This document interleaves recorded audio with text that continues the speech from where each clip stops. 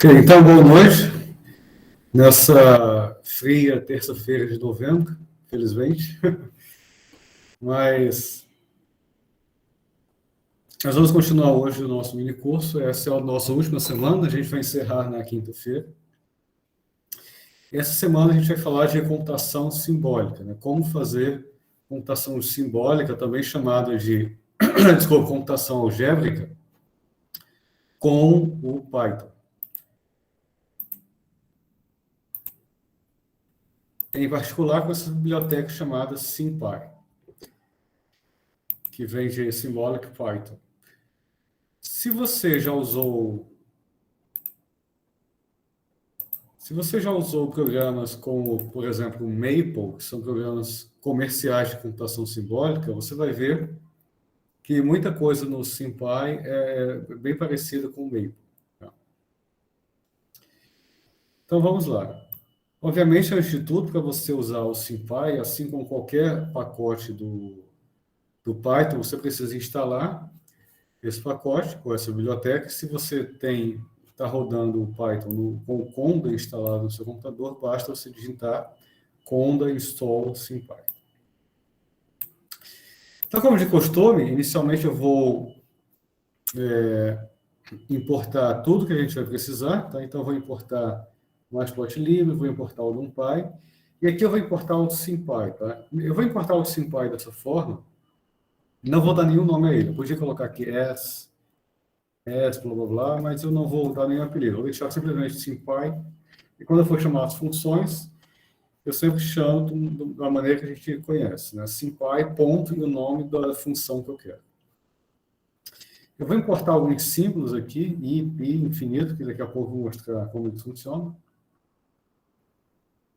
E para você ter as expressões que o SymPy vai fornecer de forma elegante, ou seja, a maneira que ele vai dar o output, né? Para ele dar um output com formatação bem legal, a gente coloca esse comando no início do programa, SymPy init print. Isso vai fazer com que ele imprima as saídas num formato agradável de ver. Bom, só lembrando, para que serve o SymPy? O SymPy serve para fazer cálculo algébrico, ou seja, ele vai resolver equações algebricamente, ele vai retornar para a gente soluções analíticas, obviamente, quando essas soluções analíticas existirem, seja equações simples, seja equações diferenciais, etc.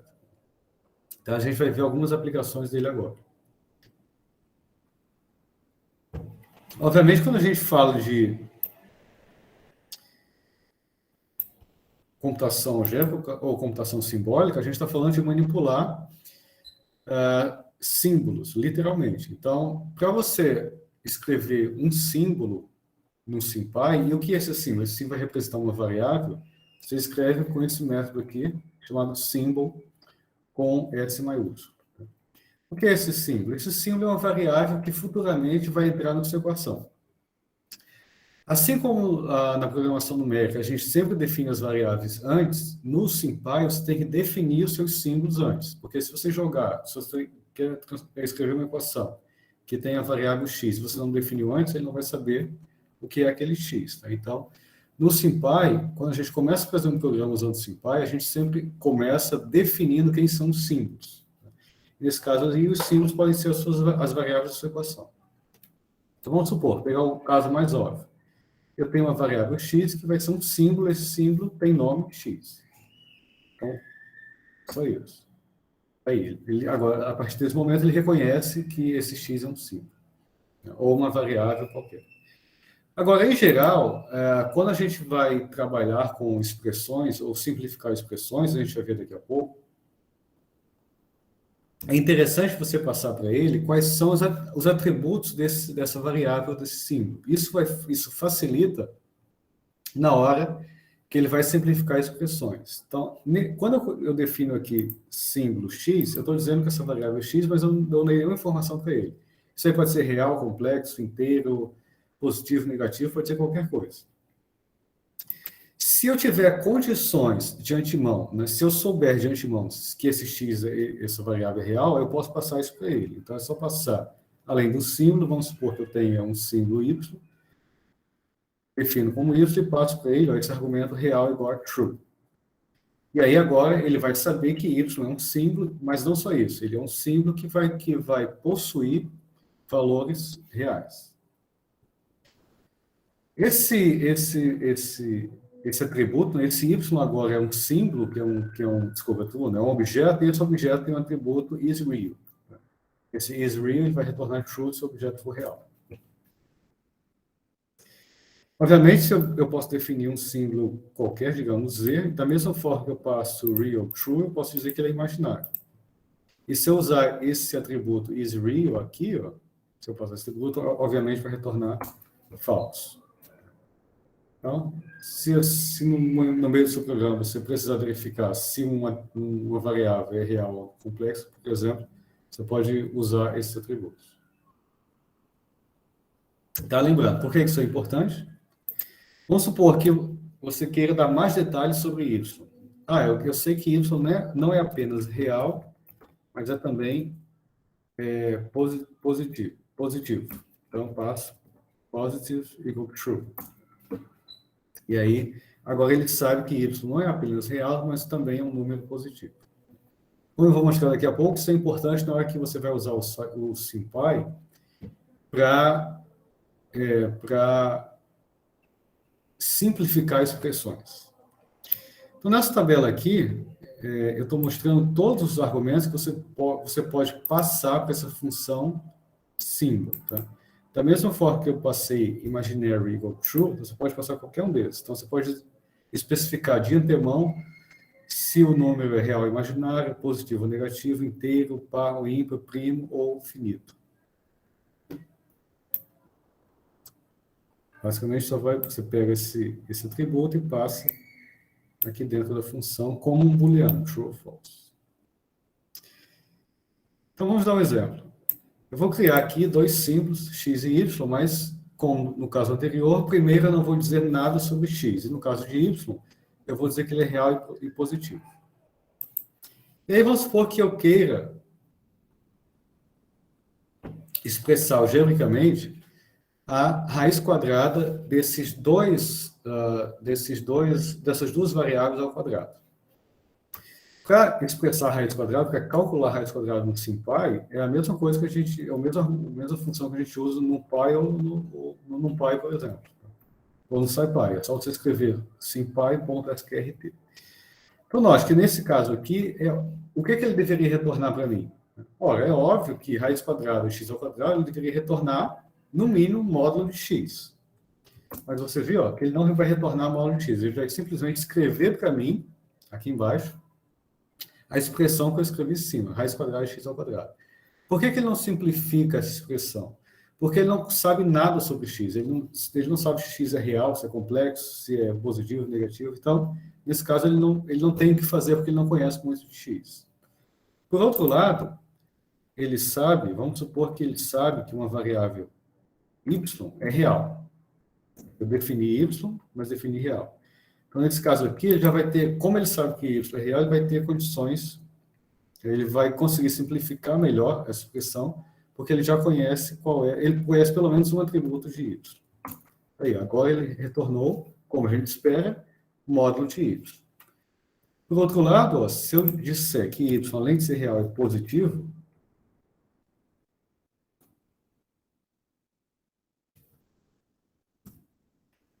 você vê que ele vai retornar simplesmente y. Agora ele não precisa colocar módulo de y, porque ele já sabe de antemão que y é positivo.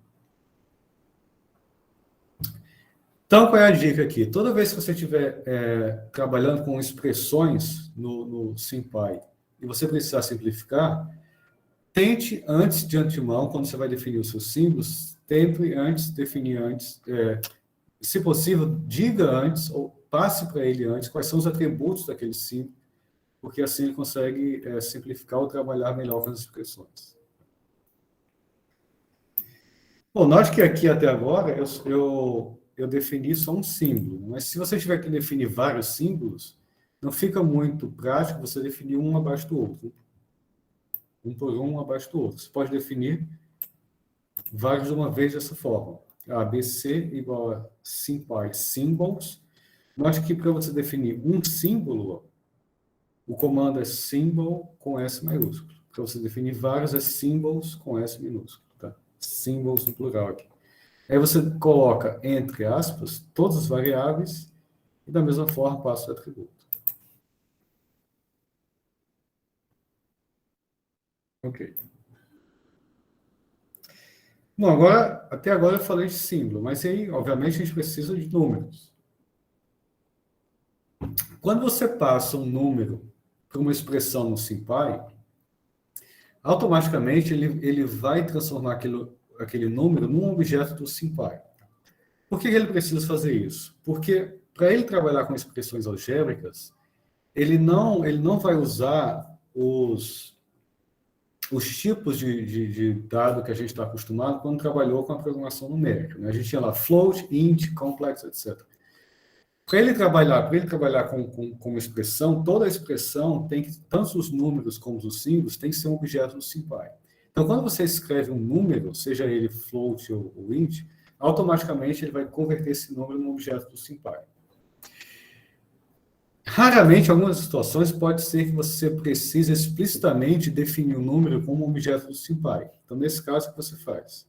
Se você quiser definir um inteiro, digamos, você quer definir o número 21, e você quer especificar você quer que esse 21 seja um inteiro. Então, o que você faz?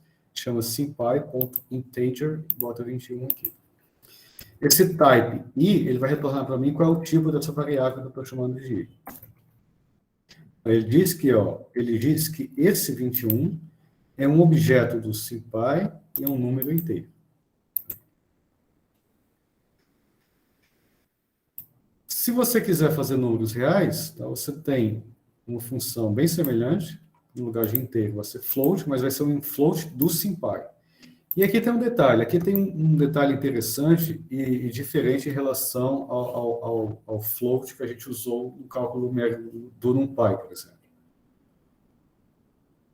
Porque nesse caso você pode definir para ele qual é a precisão que você quer que esse número tenha. Tá? E aí ele pode ser uma precisão muito maior do que o que a gente consegue com o NumPy. Então, por exemplo, aqui eu quero um float, o float 0,3 com 20 casas decimais. Ele vai fazer para mim. Se eu não colocar esse segundo atributo, que é o número de casas decimais, ele vai me dar exatamente 0,3. SymPy float. Só lembrando que, assim, raramente você precisa fazer isso quando você vai usar números nas expressões. Em geral, se você quiser fazer uma expressão, por exemplo, 2 vezes x mais 1, você não precisa definir o 2 e 1 dessa forma, porque automaticamente ele vai converter esses números já com objetos do SymPy. Né? Então, em geral, você não precisa se preocupar com isso. Só estou mostrando que talvez em algumas situações específicas você precise converter, digamos, um número para o SymPy, no formato do SymPy. O legal é que, além desses números desse tipo, tá? Esses números flutuantes, você também pode escrever frações. Né? Como a gente está falando de computação simbólica, eu posso escrever frações. E para você escrever frações no SymPy, basta você usar a função ration.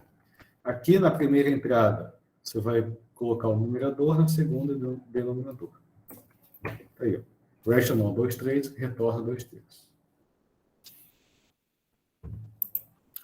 Rational, vamos supor que eu tenho um R2 aqui, que é 4 sobre 5. Eu posso pegar esses números e dividir um pelo outro. Aí, quando eu dividir, ele não vai retornar um float, ele vai retornar um número racional, tá? Vai retornar uma fração simplificada.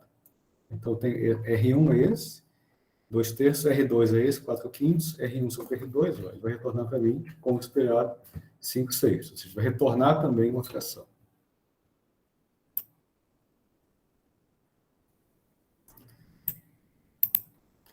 Qualquer pergunta, é só falar, tá? Bom, no SymPy, além desses vários símbolos que eu escolho, x, y, z, etc., ele tem alguns símbolos especiais. Tá? Estou mostrando aqui nessa tabela esses símbolos especiais e o comando do SymPy para criá-los. Então, se você quer criar pi, Simplesmente você bota simpy.p. E, aqui é exponencial, simpy.e, a constante de Euler, de cima o número de Euler, de baixo a constante de Euler, e número imaginário, e esse número aqui, ó, simpy, esse O, dois O's um do lado do outro, ele parece infinito, ele serve para identificar o símbolo infinito. Só que eu chamo a atenção aqui numa coisa, esses símbolos, eles são de fato símbolos, tá? Eles não são os valores dessas constantes. Então, quando você escreve simpy.pi, ele retorna de fato a letra grega pi. Tá? Que, obviamente, tem um certo valor, mas isso aqui simplesmente um símbolo matemático. Não é o pi, o valor de pi, que a gente obtém quando faz, por exemplo, numpy.pi, né? Ele retorna o valor do pi com uma certa precisão. Vou dar um exemplo aqui. Vamos supor que eu faça 2 vezes simpy.pi. Ele vai retornar para mim 2π. Se eu quiser, de fato, o valor numérico de 2π, tem como fazer isso que eu vou mostrar daqui a pouco. Se você não quiser ficar toda hora escrevendo simpy para as constantes, você pode simplesmente importar essas constantes no início, como eu fiz dessa forma. From simpy, import i, pi, infinito. Então, nesse caso aqui, se eu quisesse, eu não precisaria colocar simpy, porque eu já importei o pi antes lá no começo. Seria assim.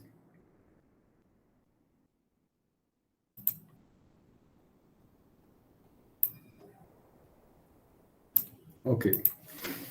Bom, então, obviamente, quando a gente vai trabalhar com computação numérica, simbólica, obviamente, a primeira coisa é definir os símbolos. Agora, vamos fazer algumas coisas mais interessantes. Vamos ver quando a gente define função.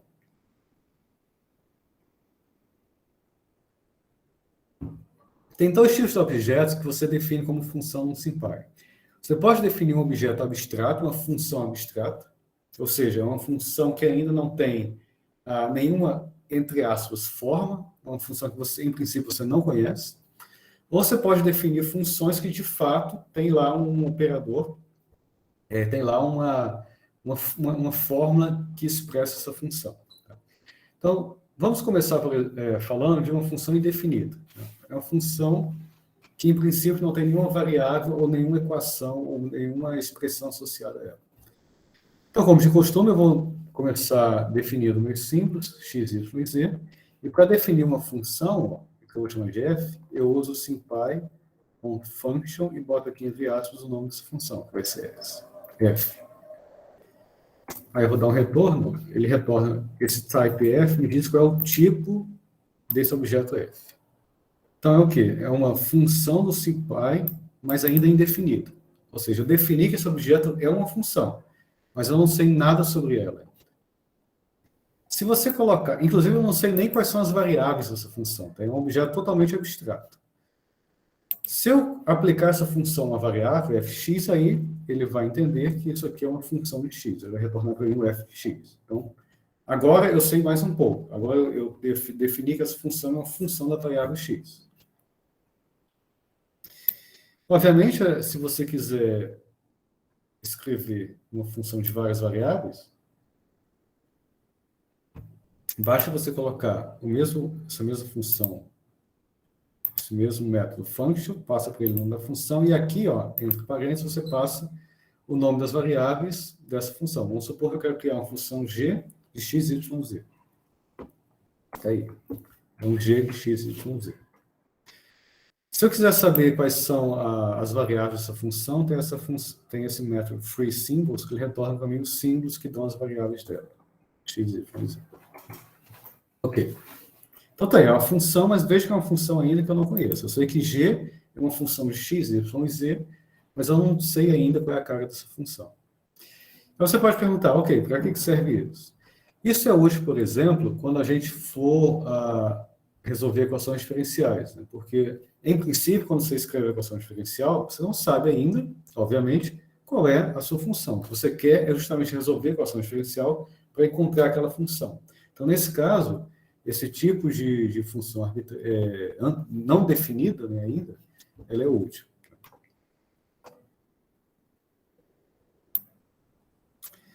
Bom, mas agora vamos falar um pouco da função, funções que são de fácil definidas, aquela função que tem uma expressão ali, uma expressão na qual eu coloco o input e obtenho o output.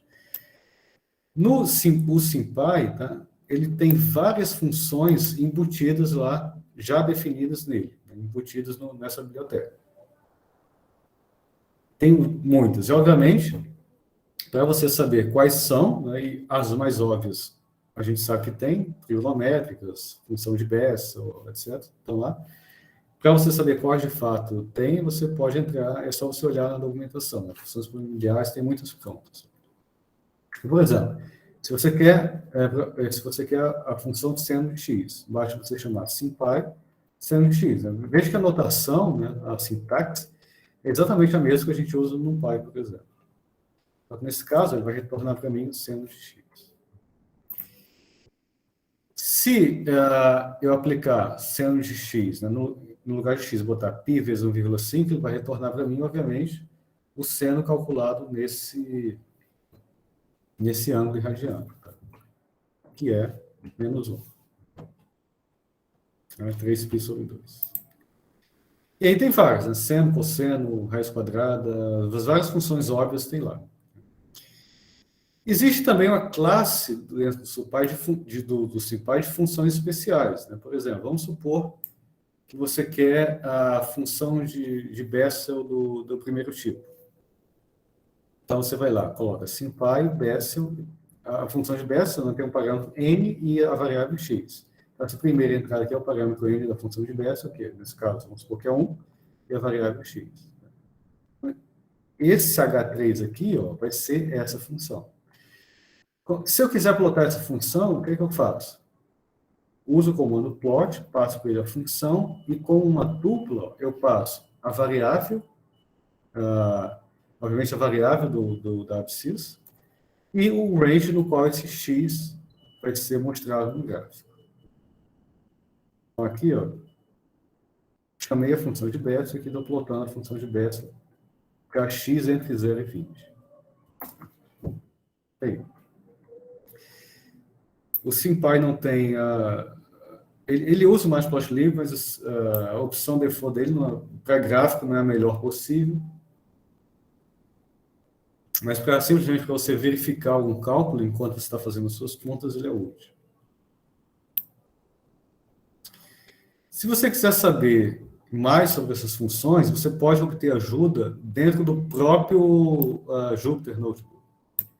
Por exemplo, vamos supor que eu queira saber quais são as funções especiais disponíveis no SymPy. Então, você vai lá, SymPy functions.special, e aqui ó, você coloca help SymPy function special. E ele vai retornar para você várias informações do pacote com todas as funções disponíveis. Né? Todas as funções disponíveis nesse modo especial. Se você quiser saber informações específicas de uma função em particular, por exemplo, beta function, né? É só você botar special.betafunction help, ele falar tudo que tem disponível sobre essa função. Então, essa é uma maneira de você obter help dentro do próprio Jupyter.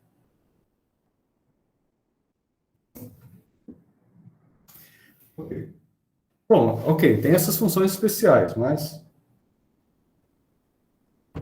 E se eu quiser criar minha própria função? Para você criar a sua própria função, é um pouco semelhante ao que a gente usa lá no Python numérico, que é a palavra-chave lambda. A diferença aqui é que o lambda é escrito com L maiúsculo. Então, vamos supor que eu quero uma função h que seja x ao quadrado. Aí eu uso o método SymPy.lambda maiúsculo. Primeira entrada necessariamente vai ser a variável e a segunda a sua função, a sua expressão. Eu acho que ele vai retornar para mim, ele vai retornar para mim a expressão algébrica. Aí, ó. O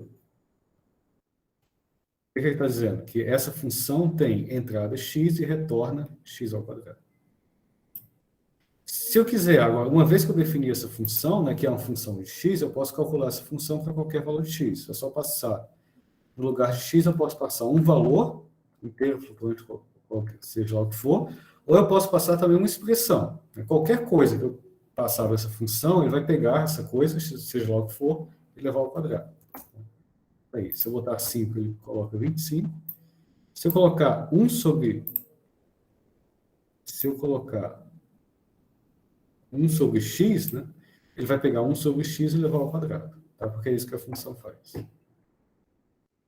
Ou seja, você pode não só passar valores, mas você pode passar também expressões. Tá? E a função vai trabalhar vai retornar a expressão, vai pegar a expressão que você usou e retornar o que aquela função faz. Se você quiser criar funções de 2 ou mais variáveis, aí no caso de você passar simplesmente uma variável, você passa as suas variáveis como uma tupla. Então vai ser simpy lambda. Aqui você bota uma tupla com o nome das variáveis, né? Lembrando que esse x e y já está definido de antemão. Tá? Toda vez que a gente vai escrever uma função ou uma expressão, eu tenho que definir antes os símbolos, como eu fiz antes. Então, eu passo uma tupla com o nome das variáveis e aqui eu coloco a função, vamos supor, sendo de x mais y ao quadrado. Ele vai retornar para mim, ó, uma função agora de 2 variáveis. xy, entrada xy, retorna y ao quadrado mais seno de x. Né? Note que eu usei uma função interna do SymPy aqui, que é o seno.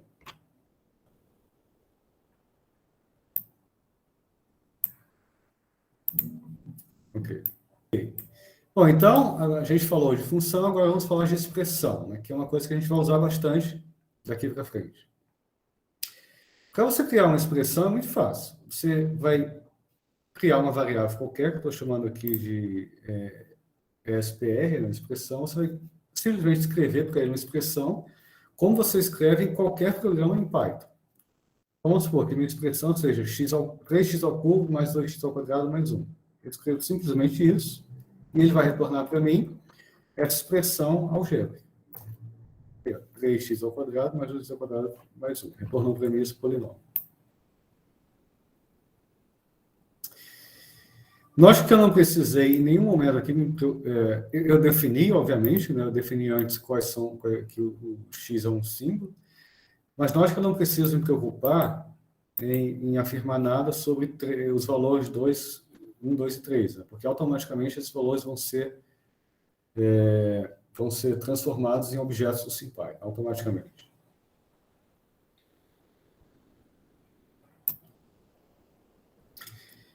Embora, na maioria dos casos, a gente não precise se preocupar em como essa expressão é estruturada, é bom a gente saber como ela é estruturada para ajudar na manipulação futura.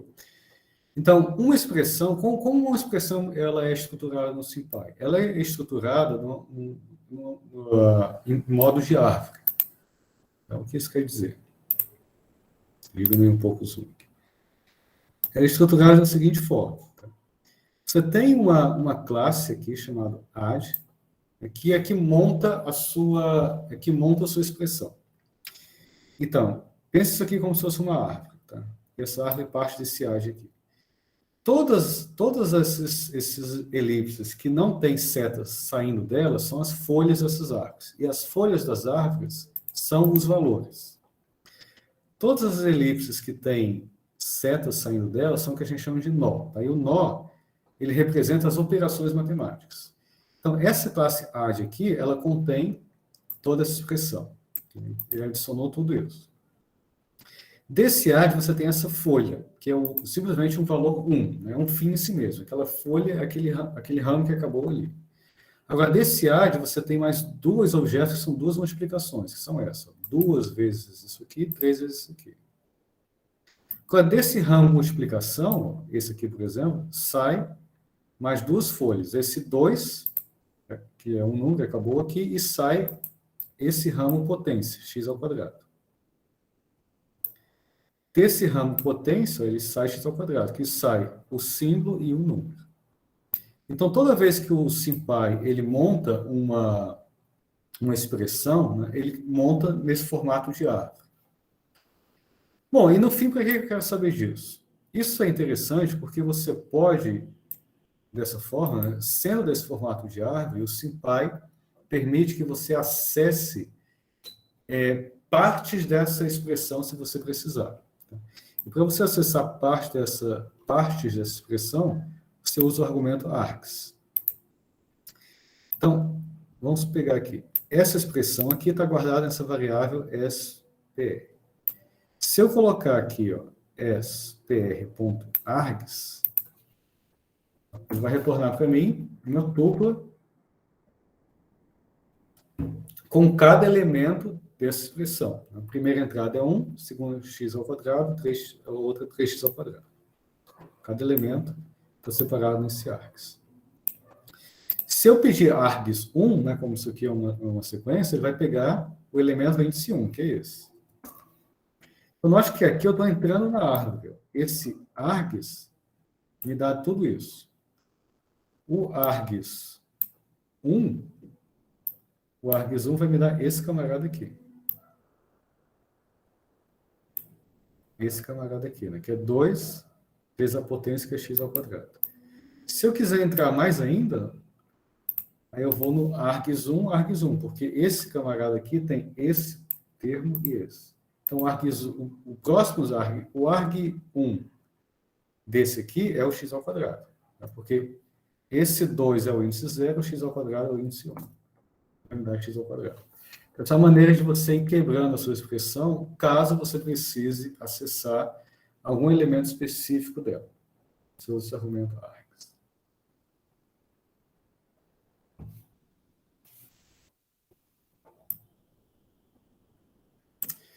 Ok. Bom, até agora nada muito interessante, mas vocês vão ver que o SymPy ele começa a se mostrar mais útil quando você precisa simplificar expressões. E aí tem várias maneiras de simplificar. Simplificar ou manipular. Então, a primeira maneira de manipular uma expressão, que eu vou chamar de simplificar, é usando esse método simplify. Então, vamos supor que você tem essa expressão aqui. 2 vezes x ao quadrado menos x vezes x menos 1. Bem, obviamente, você pode simplificar a expressão, né? É fácil fazer na mão, mas é só ilustrar, agrupando termos. Então, se você fizer simplify simplifica a expressão, ele vai agrupar os termos, colocar e dizer que tudo isso aí é simplesmente x multiplicado por x menos 3. Ele simplifica para você a expressão. Isso aqui é útil quando você está fazendo um cálculo, né, que tem várias etapas. Aí você termina uma expressão dessa e você tenta simplificar para obter uma resposta mais elegante. Uma coisa importante aqui é que a expressão original ela não muda. Tá? A expressão ela é um objeto imutável, né? Como um string. Se você tem um string, você pode cortar o string, colocar em caixa alta, caixa baixa, você pode fazer o que quiser, mas o string original não muda. Então, isso que está aqui, né, se eu mandar imprimir aqui a expressão de novo, é a mesma expressão. Tá vendo? Isso aqui ele mudou, ele simplificou, isso aqui foi guardado em outro local da memória. A expressão original tá intacta. Se eu quiser guardar isso aqui, eu posso guardar isso aqui numa outra variável, S1, e S1, aí sim, S1 passa a ser isso aqui. Tá? Então, quando eu faço esse tipo de coisa, eu não mudo a minha expressão original, ela continua sendo a mesma. A expressão simplificada, ela é guardada em outro local da memória, tá? A expressão anterior não é sobrescrita, e, obviamente, se você quiser, você pode guardar uma variável que estou chamando aqui de S1. Vou pegar um outro exemplo.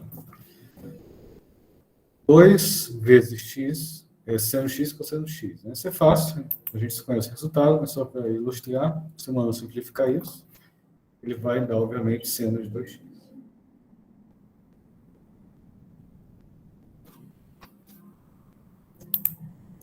Em algumas situações, vocês vão perceber que quando você dá diretamente o comando simplificar, ele não simplifica, ele não consegue simplificar.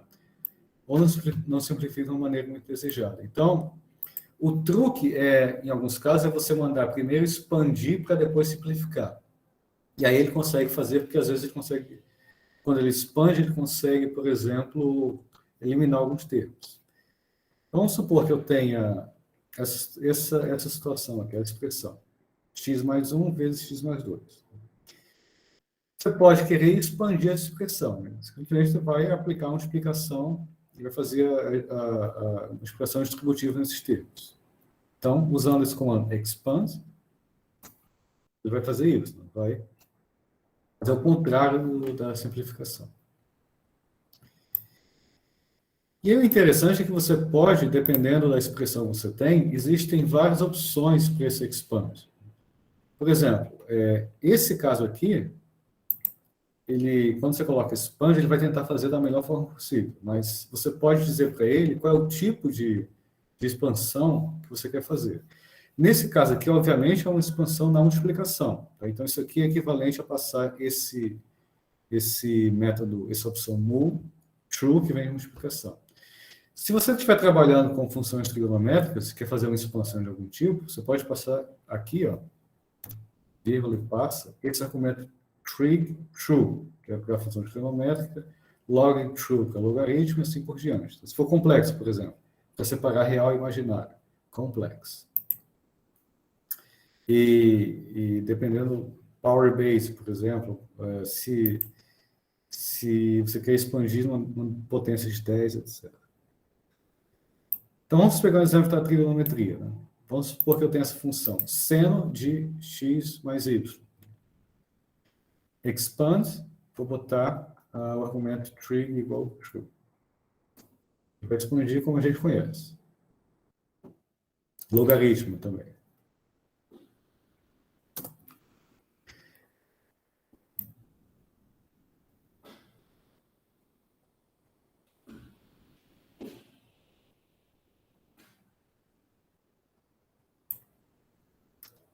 E, por exemplo, vamos supor que você quer separar as partes reais e imaginárias. Né? Exponencial de i, esse i aqui é o i complexo. Tá? Esse i é o símbolo que significa raiz de menos 1. Exponencial de a mais b. Expand complex equal true, ou seja, ele vai separar os valores reais e imaginários. Imaginário, real. Então, quando a gente está manipulando expressões, frequentemente a gente precisa fazer esse tipo de expansão. Tá? Às vezes, você não consegue simplificar a expressão, e aí, como eu falei, o truque é você tenta primeiro expandir, depois simplificar. Em muitos casos, funciona. Você consegue encontrar uma expressão mais simples combinando esses dois. Bom, você também pode fatorizar, né, com esse método factor, você pode fatorizar uma expressão, por exemplo, x ao quadrado menos 1, fatorizando, vai ser x mais 1, x menos 1. E você pode combinar. Por exemplo, você tem, vamos supor que você tem a expressão x mais y vezes y vezes z. Combinar, que é com o método collect, você vai pegar aquela variável e tentar coletar todos os termos que tem aquela variável, ou seja, vai colocar em evidência. Então, se nessa expressão eu quero colocar em evidência x, né, eu uso o comando collect x. Vai fazer para mim collect x. Ou y, no caso, collect y.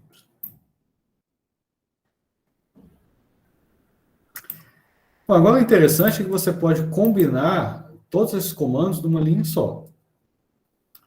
Vou pegar esse exemplo aqui. Seno de x menos y mais cosseno de x mais y. Bom, o que eu vou fazer? Primeiro, eu vou expandir isso aqui, né? Então ele vai usar aquela regrinha do seno e cosseno de soma de ângulos, eu vou expandir, e depois que expandir, eu vou coletar todos os termos que tem cosseno x e seno x. Então, eu estou fazendo tudo isso aqui numa linha só. Expanda com a opção trigonométrica e depois colete esses termos aqui. Nós, se eu quiser que ele colete mais de um termo, aqui eu passei só uma variável. Quando eu tenho duas, né? Nós quando eu uso esse argumento collect, não precisa ser simplesmente um símbolo. Pode ser toda uma expressão, como é o caso aqui. Tá? Então, como eu quero que ele colete esses dois, eu passo essas informações como uma lista. Então, ele expandiu e aqui, ó, seno x vezes tudo isso, porque eu mandei ele coletar seno x. E aqui, ó, cosseno x está multiplicando tudo isso, porque eu mandei ele coletar cosseno x também. Agora vamos colocar mais um argumento em cima. Note que menos seno de y e cosseno de y também aparecem nos dois termos, tá vendo? Então agora eu vou fazer o seguinte, eu vou mandar expandir novamente, coletar em cosseno x e seno x novamente. Agora, como eu sei que tem esses dois termos aqui, ó, eu vou mandar coletar também em cosseno y menos seno x, porque cosseno y menos seno x aparece nos dois. Então, vou fazer tudo isso numa linha só. Aí.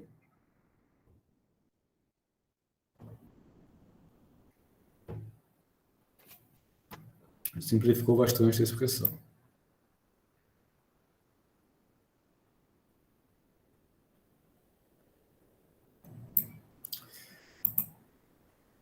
Bom, além disso, você pode também reescrever frações.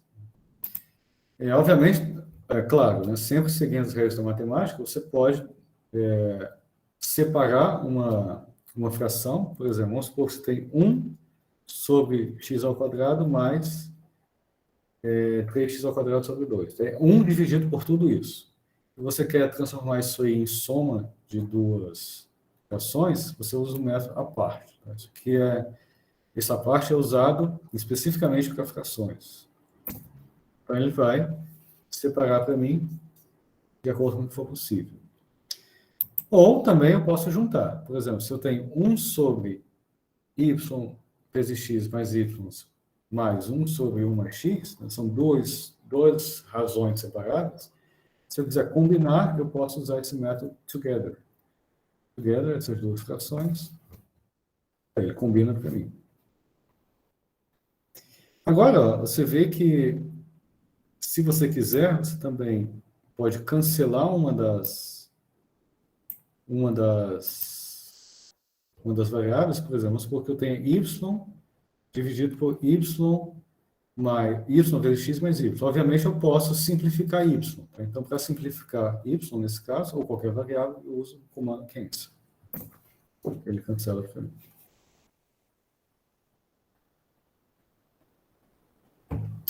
Só reforçando que, obviamente, ele vai... A eficiência para ele fazer todos esses cálculos vai depender, obviamente, de qual informação ele tem desses símbolos x e y. Né? Quanta informação, mais informação você der, quando define o x e y, se é real, se é positivo, se é complexo, etc., mais fácil para ele vai ser fazer essas manipulações.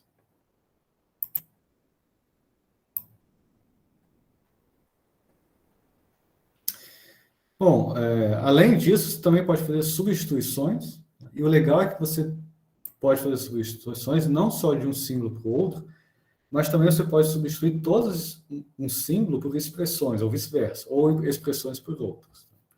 Isso é útil, por exemplo, quando você vai fazer, por exemplo, a transformação de variáveis. Você vai fazer uma transformação de variável, você pode usar o método de substituições do SciPy para fazer isso.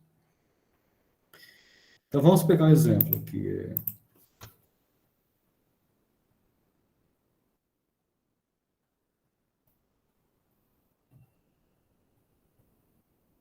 Vou fazer isso aqui um pouco mais devagar.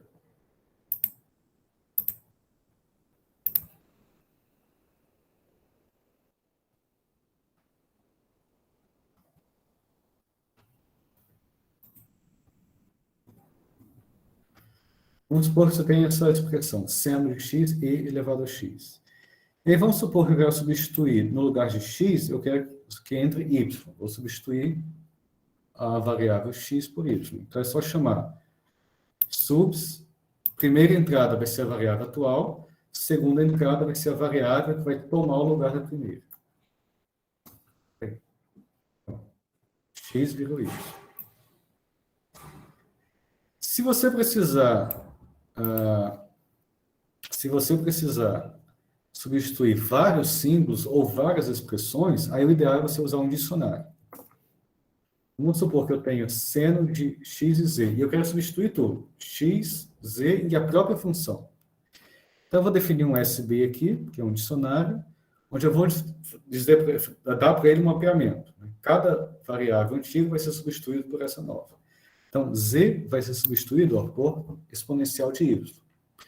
Note que aqui eu não estou substituindo simplesmente um símbolo por outro. Eu estou substituindo um símbolo por toda uma nova expressão.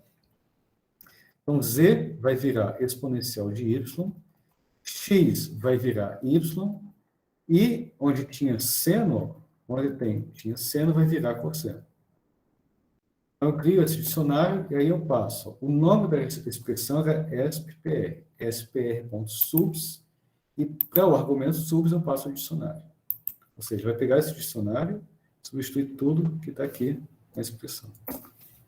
Então, aí, ó, o cosseno virou seno, o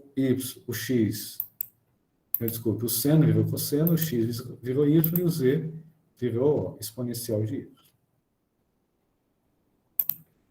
Então, é a maneira de você, por exemplo, transformar variáveis. Se você quiser fazer um cálculo numérico, por exemplo, você também pode usar esses subs. Tá? E aí é o que a gente vai usar bastante nessa aula.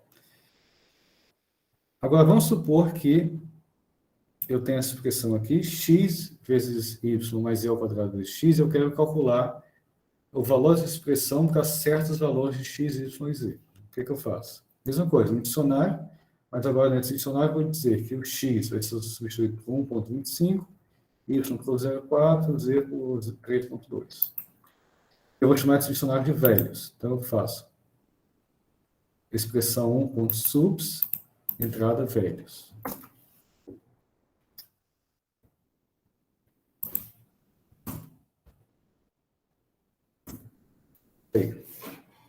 Calculou para mim o valor dessa expressão, dado esses valores de x, y e z. Você vê que pela primeira vez aqui eu fiz um cálculo numérico. E a gente vai fazer um pouco disso agora. Para você, de fato, executar um cálculo numérico, no SymPy, existem dois métodos. Um chamado N e um chamado evalf. Se você já usou o Maple, você vê que é exatamente o mesmo comando. Né? O Maple também usa evalf para fazer cálculo numérico. Então, vamos supor, por exemplo, que eu quero calcular o valor de 1 mais π, o valor numérico de 1 mais π. Né? Nesse caso, eu tenho que fazer sympy.n, que diz, eu estou deixando claro aqui que eu quero o valor numérico, e o valor numérico de 1 mais π. Tá? Aí, ele calcula para mim. Com o evalf, eu tenho a opção também de dizer com quantas casas decimais eu quero o resultado. E aí ele vai fazer o cálculo em cima de tudo que for possível fazer numericamente. Por exemplo, nesse caso aqui, eu quero calcular x mais 1 sobre π, calcular numericamente com 10 casas decimais. Só que tem um detalhe. Em nenhum momento eu falei qual é o valor de x nesse caso. Tá? Então, o que ele vai retornar para mim? Ele vai retornar, vai deixar o símbolo x, porque ele não sabe qual é o valor, e vai calcular 1 sobre π com 10 casas decimais. X mais esse valor. Ou seja, o evalf, ou o N, ele vai calcular para mim tudo que for possível fazer numericamente. O X, ele entende aí que não tem valor numérico, eu não passei em lugar nenhum, então ele vai simplesmente retornar o símbolo.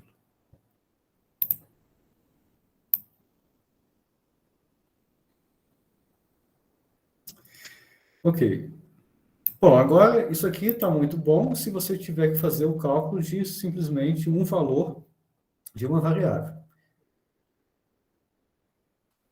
Agora, vamos supor que você tem uma expressão e você quer calcular essa expressão para uma sequência de vários valores de uma variável. Vamos supor que você quer calcular o valor x ao quadrado, mas não simplesmente para um valor de x ao quadrado. Para valores de x ao quadrado que vão de x, 0 a 100, por exemplo. Bom, quando a gente pensa em fazer qualquer coisa em sequência em programação, a primeira coisa que a gente pensa é em loop, né, obviamente. E a gente pode fazer um loop para isso. Mas como vocês já devem ter percebido, em geral, loops em Python são lentos. E por isso, tem um método mais eficiente do SymPy, que é chamado de lambdiff. Lambdiff que vai, de certa forma, fazer o que a gente fazia com o NumPy. Ele vai vetorizar o cálculo, ou seja, ele vai fazer todo o cálculo para mim, em cima de todos os elementos de uma sequência, sem precisar fazer o loop explícito. Para mostrar como isso é útil, eu vou fazer de duas formas. Primeiro, eu vou fazer esse cálculo com loop, né, mostrando como você calcula uma expressão, dado que você tem uma sequência de valores x com loop. Depois eu vou fazer a mesma cálculo usando lambdiff. E eu vou também mostrar quanto tempo cada um leva na execução. Vamos lá. Vamos criar essa expressão que é seno de πx vezes seno de πx vezes exponencial de x. Πx e x. Agora vamos supor que eu quero calcular o valor dessa expressão para todos os valores de todos os valores de x que vão de 0 a 9. 0, 1, 2, blá, blá, até 9. Então vamos lá. Fazer uma compreensão de lista aqui. SPR, expressão, subs, tá? Substitui x por xx. Esse xx aqui é uma sequência que eu vou criar. Ponto. Eval f, que eu quero que ele calcule numericamente com 3 casas decimais. Agora, esse xx aqui eu vou colocar um for, tá vendo? Estou usando compreensão de lista aqui. Vou criar aqui um for no qual esse xx vai de 0 a 9. Essa função range vai criar valores de 0 a 9 no step de 1 em 1. No step de 1. Então, ele vai calcular isso aqui para xx igual a 0, para xx igual a 1, para xx igual a 2 e assim por diante. Aí. Então, vai retornar para mim essa lista, onde cada entrada é o valor dessa função calculada num determinado valor de xx. Agora, em termos de comparação, vamos ver quanto tempo ele demorou para fazer isso. Tá? Para estimar esse tempo, eu vou usar esse comando timeIt, porcentagem timeIt, e vou colocar de novo a expressão, porque o que ele vai fazer aqui? Ele vai fazer, na verdade, vários loops, e depois vai retornar para mim o tempo médio de cada um dos loops desses. Para ver, não é esse loop interno aqui, ele vai pegar tudo isso e fazer várias vezes, tá? Para ele dizer quanto tempo levou para calcular essa expressão. Rodando. Ele demora um pouco, ele vai fazer, sei lá, 1.000 ou 10.000 vezes essa conta para estimar quanto tempo leva cada um. Tá aí. Isso, obviamente, vai depender do seu computador, mas no meu computador, esse cálculo aqui demorou em torno de 1,7 microsegundos. Agora, em termos de comparação, vamos agora usar o lambdiff. O lambdiff, ele é a versão vetorizada do SymPy. Então, como eu vou usar o lambdiff? Eu vou criar aqui uma variável chamada sprfunc, né, que vai ser uma função. Ela vai ser criada de forma que eu vou usar o lambdiff, essa função lambdiff, e nesse lambdiff eu vou passar para ele, necessariamente com a primeira entrada, a variável, que nesse caso é x, na segunda entrada, a expressão. Tá? Então, lembra que a expressão é essa aqui, ó, essa expressão. Então, quando eu fizer isso, ele vai retornar para mim essa outra objeto aqui, que eu estou chamando de sprfunc. Aí, dentro desse objeto aqui, é que eu vou jogar o valor de x. Então, primeiro eu tenho essa etapa, onde eu vou criar esse objeto com o lambdiff, e nessa segunda etapa eu vou colocar necessariamente o valor numérico. Aqui só pode entrar número. Tá? Então, aqui eu vou colocar o valor de x. Aí, calculou para mim. Isso aqui é equivalente a fazer o subs para um valor. Tá? Ok, mas o meu interesse não é fazer para um valor, o meu interesse é para fazer isso aí com um conjunto de valores, sem fazer o loop, sem fazer o for. Então, nesse caso, ó, quando eu quero fazer a vetorização, além de passar a variável e a expressão, eu vou passar para ele esse argumento, ó, NumPy. Eu vou passar para ele NumPy, porque ele vai entender agora que quando ele for fazer o cálculo, o que ele vai receber não vai ser simplesmente um valor, vai ser um array do NumPy, e aí ele vai fazer o cálculo vetorizado. Então, vou fazer a mesma coisa aqui, ó. lambda_diff x SPR, né, é a mesma expressão que a gente está calculando no NumPy. Aí agora, o que eu vou fazer? Eu quero fazer o cálculo com x variando de 0 a 9.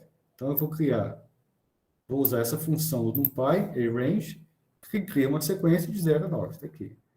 Essa sequência eu vou chamar de x values. E aí eu vou passar para ele aqui, para essa função, func2, esse array. Eu acho que eu não estou fazendo for nenhum aqui. Agora eu estou passando simplesmente o array para essa função. Pronto. Calculou para mim, sem precisar fazer nenhum loop explícito, esse mesmo array aqui. Perceba agora como aqui eu usei NumPy, tá vendo? Os objetos vão estar sujeitos a mais flutuações numéricas. E com comparação, vou fazer essa mesma conta usando o time it. Para a gente ver, comparar com o de cima. Tá aqui, ó. Você vê que tem uma diferença de ordem de grandeza aí de 10 ao cubo, tá vendo?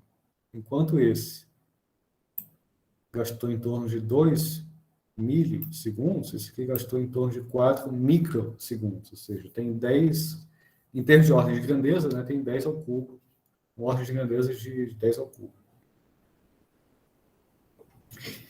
Então, quando eu quero, se eu quiser calcular uma expressão num range grande de valores da variável, né, o ideal é usar sempre esse método lambda_diff. Ele é muito mais eficiente.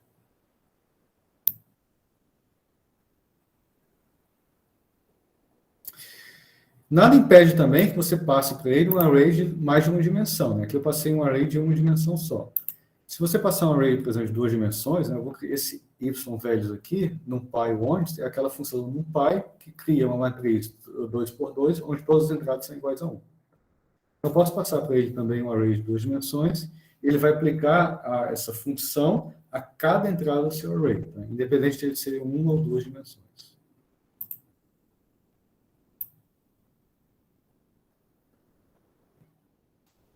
Falar um pouquinho agora de cálculo.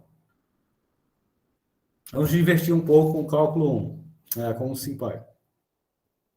Para você fazer derivada com o SymPy, também os comandos são muito simples. Tá? Você tem esse comando aqui, SymPy_diff, que de fato vai fazer a derivada, e esse SymPy_derivative, que vai simplesmente mostrar o operador de derivada, mas ainda não vai calcular a derivada. Ele pode ser útil em algumas situações. Então, vamos ver esse SymPy_diff. Esse SymPy_diff ele pode ser aplicado tanto a uma função abstrata quanto a uma expressão. Então, vamos pegar, por exemplo, uma função abstrata, né? Aquela função que eu não conheço qual é a cara dela ainda. Eu vou definir uma função f como sendo uma função f de x. Tá aí, f de x.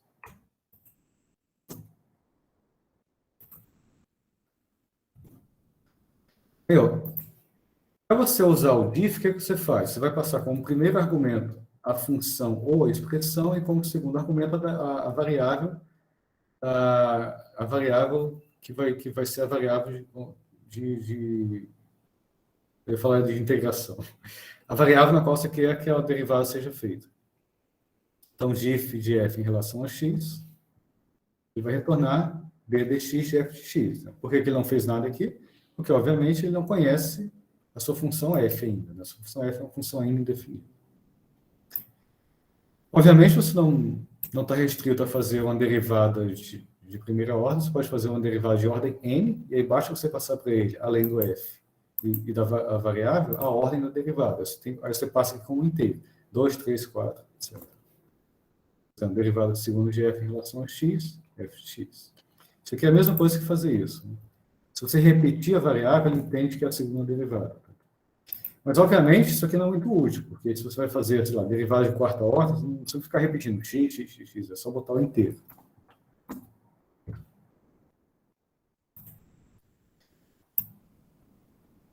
No caso de derivada parcial, também é automático quando ele vê que você tem uma função de mais de uma variável.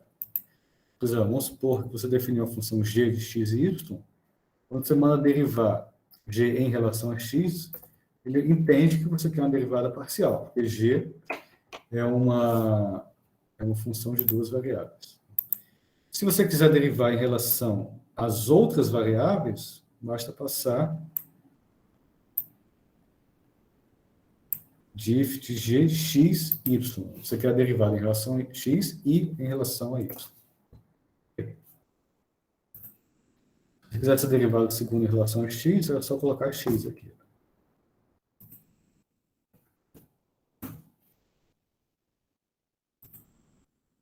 Ok. Então, tudo isso aqui são derivadas de funções abstratas. Bom, agora vamos ver algum caso mais concreto. Vamos pegar uma expressão. X ao quadrado mais x ao quarta, a quarta mais x ao cubo, mais x ao blá, blá, blá. Bom, como essa expressão aqui só tem função apenas de uma variável x, né, basta eu pegar o nome da expressão e derivar aqui ó, em relação a x. Aí ele vai derivar para mim. Não, desculpe, eu pego a expressão e passo o argumento de if x. Note que essa operação pode ser feita de duas formas. Aqui eu fiz simply diff, função e variável. Outra maneira de fazer, uma maneira mais direta, é não colocar o simply, é colocar simplesmente o nome da expressão, ponto diff, seguido do argumento que é a variável. Isso aqui ó, é a mesma coisa disso. Simply diff, expressão variável. Ou você pode simplesmente pegar a expressão e mandar calcular a derivada em relação a x. E dá a mesma coisa. Vamos pegar em relação a uma situação que tem duas variáveis. Tem essa expressão ó, que depende de x e y e z. Se eu quiser a derivada só em relação a x e y, eu pego a expressão diff xy. Se é só em relação a z e y. Obviamente aqui ele está calculando a derivada parcial. Então, nenhum problema para fazer derivadas. Inclusive derivadas de funções trigonométricas. Né? Por exemplo, seno de x e y vezes cosseno de x sobre 2, se você mandar derivar em relação a x, tá? Ele vai fazer o cálculo para você e vai retornar a expressão algébrica. Agora, quando você está manipulando expressões no SymPy, pode ocorrer situações onde você inicialmente não está interessado já no resultado da derivada, mas simplesmente na expressão, na representação simbólica da derivada. Simplesmente você quer ver o operador derivada operando naquela função. Então, nesse caso, no lugar de usar o diff, você pode usar o derivative. O derivativo não vai calcular a derivada, ele vai mostrar simplesmente qual operação está sendo feita. Então, por exemplo, se eu colocar derivative de e elevado a cosseno x em relação a x, ele vai retornar isso aqui. Eu acho que nesse caso eu não tenho uma função abstrata, eu tenho uma função concreta aqui, que é e elevado a cosseno de x. Mas como eu não usei o diff, usei o derivativo, ele vai simplesmente mostrar qual é a operação que está sendo feita. Se eu quiser que ele, de fato ele faça futuramente, eu quero que ele resolva essa derivada, eu pego esse CD aqui, que é esse objeto, e uso esse método com um nome muito sugestivo, doIt. Ou seja, doIt, pegue esse operador e de fato aplique nessa função. E ele vai fazer. Então, isso aqui o que ele está fazendo aqui é o que o diff faz. A diferença aqui agora, por alguma razão, você pode inicialmente simplesmente querer expressar o seu cálculo como operador derivado e futuramente, de fato, fazer o cálculo com o método doIt.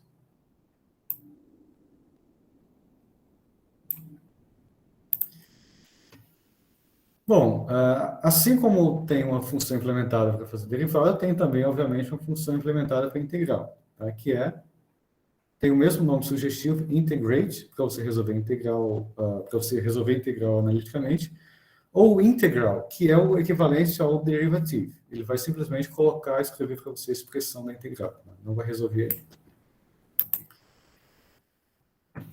Então, vamos supor que eu tenho novamente uma função de x, quando eu faço integrate, ele vai integrar para mim essa função f de x. Se eu coloco simplesmente passar a função ou expressão, ele vai fazer a integral indefinida. Se eu quiser a integral definida, eu tenho que passar com uma tupla a variável e os limites. Integral de f de x dx e a até b. E, obviamente, você pode integrar qualquer função ou expressão que seja possível ser resolvida, obviamente, analiticamente. Né? A gente está falando aqui de cálculo analítico. Então, o que for possível fazer analiticamente, dentro de umas certas condições, ele vai fazer.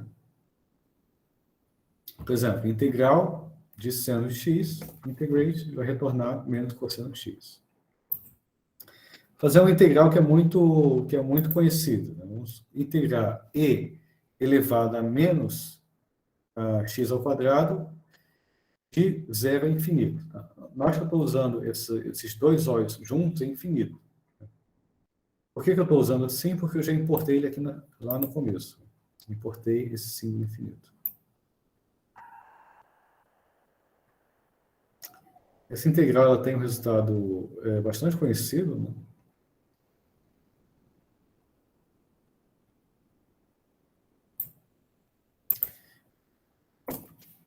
Que é a raiz de π sobre 2. Se você não quiser, se você quiser o valor de fato numérico de raiz de π sobre 2, é só você colocar aqui, ó, ponto, chamar o nosso eval f. Eval f, ele vai de fato calcular o valor numérico de raiz de π sobre 2.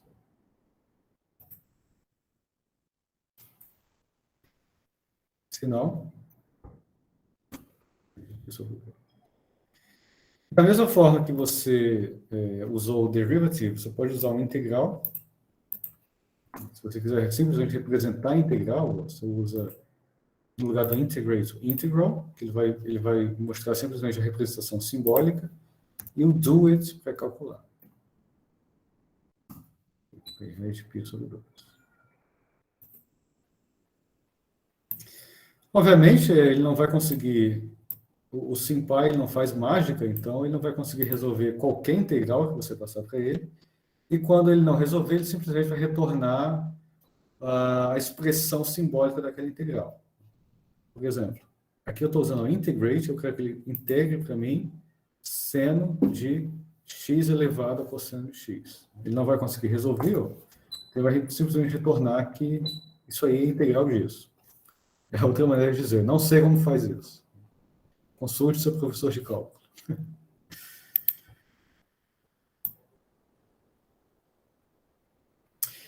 Se você quiser fazer integrais multidimensionais, aí nesse caso você tem que passar explicitamente quais são as variáveis de integração. Você vê que nesse caso aqui, ó, quando eu fiz a integral definida, eu não precisei passar para ele que a variável de integração era x. Né? Obviamente, isso aqui está óbvio para ele, porque é uma função de uma variável só.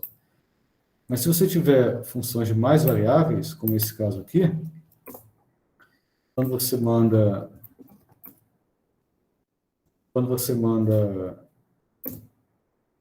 calcular a integral, você tem que dizer explicitamente qual é a variável de integração. Tá? Então, se eu quiser integrar essa expressão aqui só em relação a x, é só passar SymPy integrate, expressão x. Se eu quiser que ele faça a integral dupla em x e y, aí é só listar x e y. Simplesmente, você vê que eu listo as variáveis corridas aqui. Agora, se eu quiser que ele faça a integral em x e y, a integral definida, aí eu tenho que passar os limites de x e y como duas duplas separadas. X indo de 0 a 1 e y indo de 0 a 1.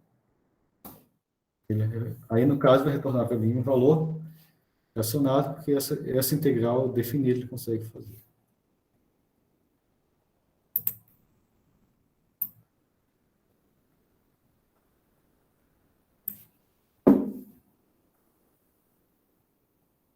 Bom, a lei de integral e derivada, obviamente, ele também faz limites. Né? Por exemplo, se você... Em geral, o limite é útil quando você quer calcular uma expressão, e aí, como esse caso que tem uma divergência E se você colocar x igual a zero, obviamente isso aí diverte. Tá? Então, o ideal para calcular uma expressão nesse caso é calcular uma expressão nesse caso que tem divergência e calcular o limite. Então, para calcular o limite, é só usar o método limit. Aqui você passa a expressão, seguido da variável e o limite para onde está tendendo aquela variável. Isso aqui é equivalente a dizer qual o limite de seno de x sobre x quando x tende a zero. O estado a gente conhece é 1. Você também pode fazer limite de um lado só. Né? Por exemplo, se você quiser o limite de 1 sobre x quando x tende para zero do lado negativo, é só você passar esse string para ele. Positivo para o lado positivo e negativo para o lado negativo. Obviamente, o limite de 1 sobre x, quando x tende a zero, do lado negativo é menos infinito.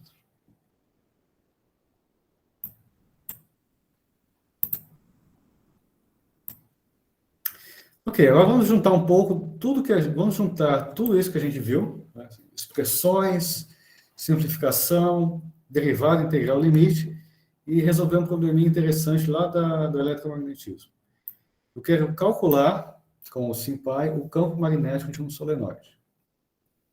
O solenoide, vocês sabem, ele tem um campo magnético bem uniforme no centro, e aqui nas bordas esse campo enfraquece, nas linhas de campo divergem. Então vamos lá. Se você pegar lá no seu livro de eletromagnetismo, você vai ver que o campo magnético do solenoide pode ser obtido de uma integral de uma expressão do campo elétrico, do campo magnético de um espírito, que é dado por isso aqui.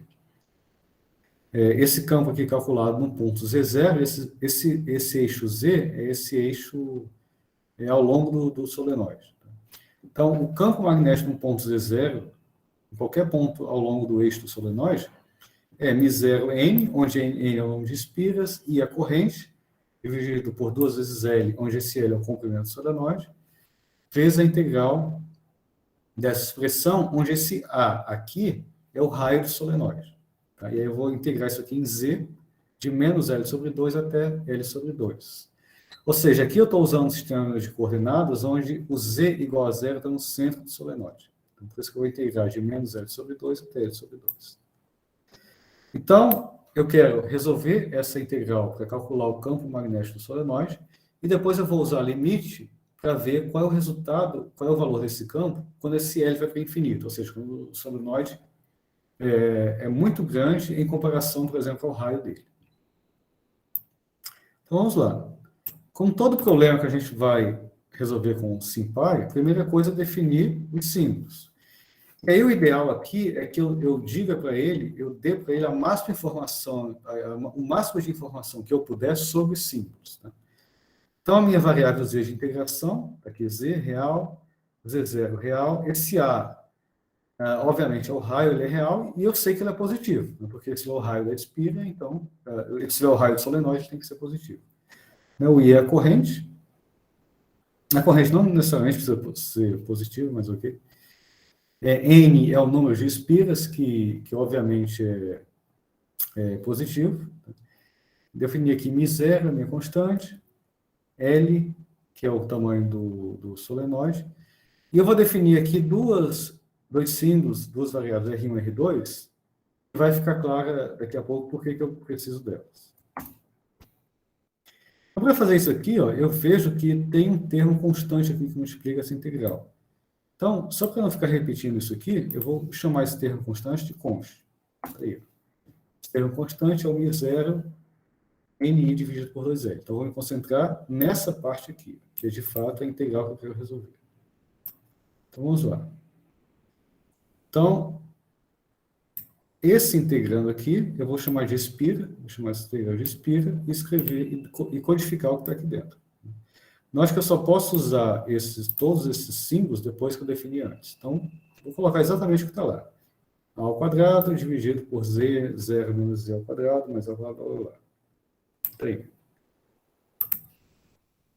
Esse aqui é o meu integrando. E aí, então, eu vou chamar uma variável chamada solenoide, que vai ser integral disso aqui, né, em z, indo de menos L sobre 2 até menos L sobre 2 até L sobre 2. o resultado dessa integral eu vou guardar nessa variável solenoide. Então, resolveu para mim, aí o valor do campo magnético Z ao longo, dando um ponto Z0 ao longo do solenoide. Mas essa expressão não tá muito interessante, né? Então vamos simplificar. Eu vou mandar simplificar com o que a gente aprendeu, o método Simplify. Agora ficou melhor. Aí. E aí eu noto aqui, eu tenho aqui, aparece aqui ó, esse termo. Se eu colocar esse menos em evidência, eu vou ter aqui um Z0 menos L sobre 2 e aqui Z0 mais L sobre 2. A mesma coisa que aparece aqui embaixo. Então, eu vou fazer uma substituição. Eu vou chamar R1, e esse R1, R2 eu defini aqui em cima, que são símbolos. Eu vou definir R1 como sendo Z0 mais L sobre 2. Né? Vai pegar esses dois termos aqui. E eu vou definir R2 como sendo Z0 menos L sobre 2. Vou pegar esses dois termos aqui. Aí eu vou chamar isso de solenoide 2. Pronto. Agora ficou uma expressão muito mais interessante, né, que eu posso escrever dessa forma, onde R1 e R2 são dados por esses termos. E aí, ó, vamos fazer um gráfico agora disso. Obviamente, a expressão correta, né, quando eu quiser a expressão correta, eu tenho que pegar isso daqui e multiplicar pela constante, que eu defini aqui em cima. Mas vamos, por enquanto, esquecer essa constante. Né? Vamos fazer um gráfico em termos dessa constante, ou supondo que essa constante é 1. Vamos ver como se comporta o campo magnético nesse solenoide. Né? Para fazer isso, vamos fazer um gráfico. Então, o que eu vou fazer? Para fazer esse gráfico, eu vou passar esse dicionário de parâmetros, onde A vai ser 2 centímetros e L vai ser 16 centímetros, 0,16 metros. Aqui é o raio e o comprimento do solenoide. E aí, ó, eu vou fazer esse cálculo em cima dessa variável aqui solenoide, não solenoide 2, tá? Porque essa variável solenoide é que tem o valor de R.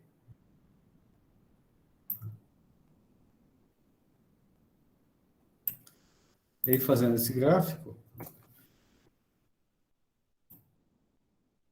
eu tenho aí o comportamento do campo magnético no solenoide. Ele tem um campo magnético bem uniforme no centro e começa a cair rapidamente na borda. Dele. Se você pensar num solenoide muito longo, né, você deve esperar que essa linha aqui ó, continue sendo uma linha horizontal até valores muito grandes, se esse L for muito grande. Então, a gente pode usar isso para calcular aquela expressão que a gente conhece do campo magnético do solenoide quando o solenoide é infinito. Se eu pegar aqui, para isso eu vou usar o limite. Então, eu vou pegar essa expressão do solenoide, que eu encontrei, que é essa expressão aqui, e vou calcular o limite dela quando L vai para infinito. Qual é o campo magnético do solenoide quando esse L vai para infinito?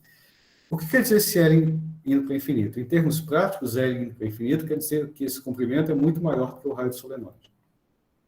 E aí, para isso eu vou multiplicar aqui aquele termo constante que eu tinha deixado separado antes. Esse termo aqui. Que é esse termo aqui. Então, fazendo isso, eu vou ter o famoso M0 N I sobre L. Né? Se esse N sobre L aqui é o número de espiras por unidade de comprimento, você tem o I0 NI, né? Aquela famosa expressão do campo magnético do solenoide quando o solenoide é infinito, né? Quando o L é muito maior do que o raio. É um problema interessante que você consegue resolver sem muita dificuldade usando o SimPy. E tem uma coisa ainda mais legal. Se você quiser, você pode pegar essas saídas e escrever em LaTeX para colocar no seu artigo, né, ou na sua tese. Então, se você quiser colocar, por exemplo, agora vamos supor que eu quero essa expressão bonitinha aqui, essa expressão solenoide 2 em LaTeX. Então, eu venho aqui, coloco print LaTeX. E de onde veio esse print LaTeX? Aí, esse print LaTeX, eu importei aqui no começo, usando esse SimPy print, from SimPy print LaTeX, esse comando aqui, import essa função print LaTeX. Eu não importei, eu vou usar lá embaixo.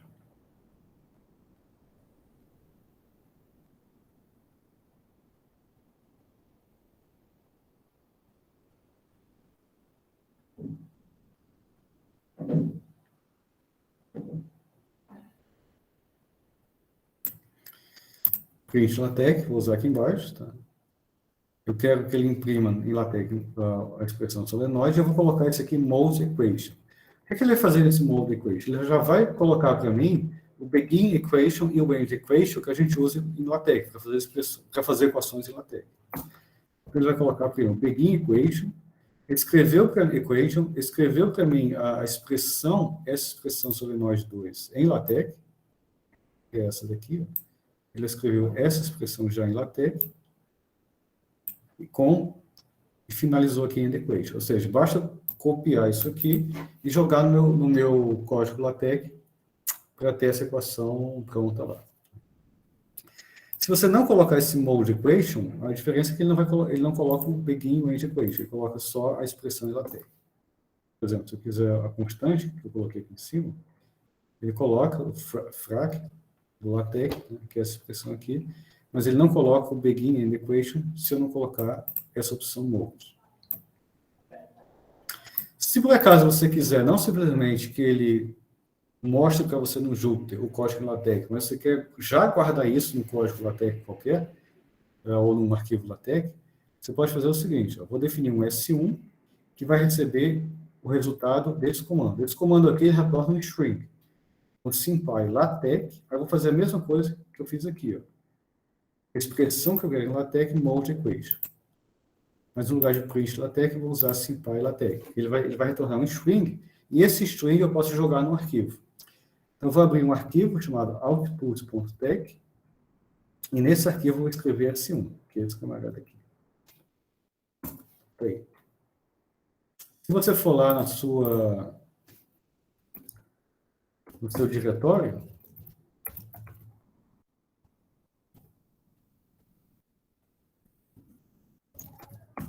esse output que eu criei está aqui, é um arquivo.tex, e se você abri-lo,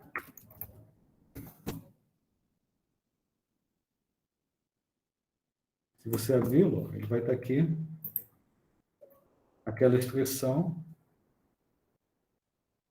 já em LaTeX com o begin with equation. Aí, se for o caso, basta você copiar isso aqui e jogar no seu arquivo LaTeX ou importar esse arquivo para o seu arquivo TeX, aí você pode fazer o que quiser.